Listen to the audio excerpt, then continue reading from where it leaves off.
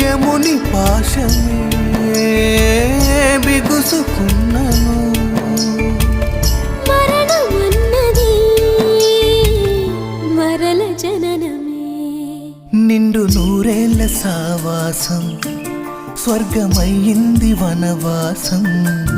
దండగుచ్చాను నా ప్రాణం వెండి వెన్నెల్ల కళ్యాణం బ్రహ్మే ఓహో అనే ముహూర్తం కనుల ముందు దిల్లే జగమే అలా ఇలా ఉయ్యాలై ఊగే మురిసిందిలే లా లా లా లా లా లా లా లా లా లా లా లా